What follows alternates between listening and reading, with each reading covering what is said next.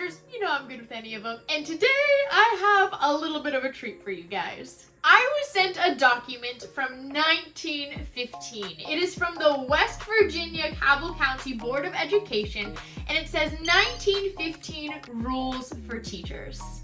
And honestly, this document makes so many things make sense. Before we get started and enjoy the laughs, make sure to like, share, and subscribe. Hit the little bell down at the bottom because we like to laugh every week, not just today. And now that we got all that out of the way, I cannot wait to read to you these 12 rules for school teachers from 1915. Rule 1. You will not marry during the term of your contract. Why can teachers not get married? That's so funny because today it's like, oh, well, if you're a teacher, you have to have kids. But back then, teachers couldn't even get married? How'd we go from there to here? Make it make sense. 2. You are not to keep company with men.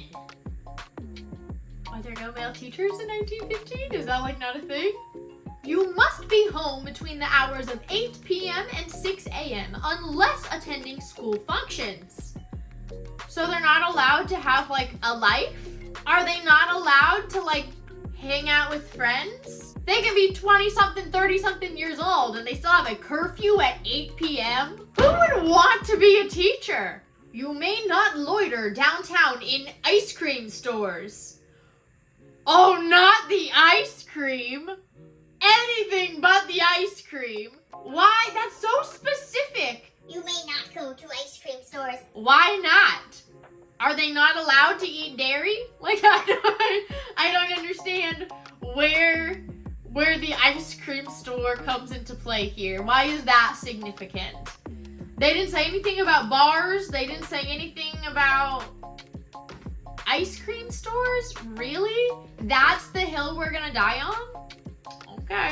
You may not travel beyond the city limits unless you have permission of the chairman of the board. Why does it sound like teachers are treated like 15-year-old girls?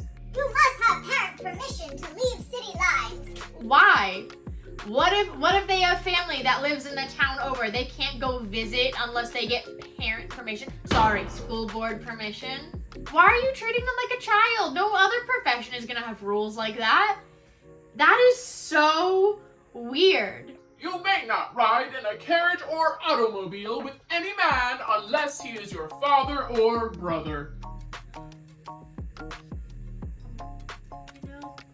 I'm just saying this is West Virginia. You may not smoke cigarettes. In the long run, not a bad rule because I'm sure that saved a lot of lives. But still, wow, micromanaging. You may not dress in bright colors. But I like these shorts. Bright colors, that's half my wardrobe. And why? Why no bright colors? This is 1915. It's not like we're the Puritans. You may under no circumstances dye your hair. See, the thing is though, it's 1915. I'm not expecting that all these women are let's go get pink hair. What if I just wanted to go darker for the winter? Why is that so bad? Now, I've never dyed my hair. I just never have. I really like my color, but I don't understand.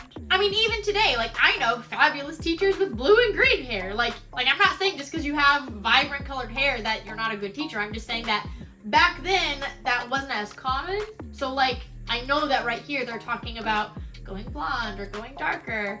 But even today, there are great educators with yellow and orange hair, and there are not so great teachers who have never dyed their hair. I'm not one of them. I'm a great teacher, thanks. You must wear at least 2 petticoats. I don't even know what a petticoat is. Oh my gosh! You gotta wear 2 of those? Right now, today, in North Carolina, it is 100 degrees. You're saying that in 100-degree weather, they would expect me to wear 2 giant skirts? What was the reason? Your dresses might not be any shorter than 2 inches above the ankle. Not the ankles. To keep the schoolroom neat and clean, you must sweep the floor at least once daily, scrub the floor at least once a week with hot soapy water, clean the blackboards at least once a day, and start the fire by 7 a.m. so the room will be warm by 8 a.m. So let me get this straight.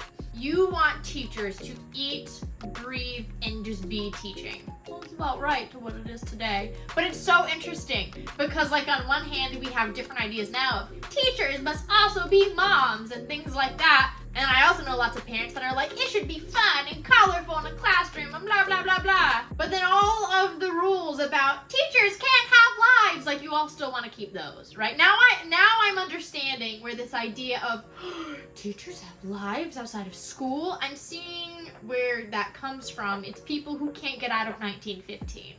I'm assuming that the world realized that you could employ a lot more teachers if you got rid of a lot of these rules, and that is why you have teachers of today. Not gonna lie, I never would have signed up to be a teacher under these rules. There's no way. Any job where it's expected that someone just isn't gonna have any life, have to get permission to just go visit the town over. What if you have friends or family there? Like, no. I don't do the micromanagey things. That's just, it's not me. But just like they had to change some of those rules to get teachers to want to be teachers back then, I feel like it's gonna have to happen again in modern times because we're once again in a position where we have no teachers. No.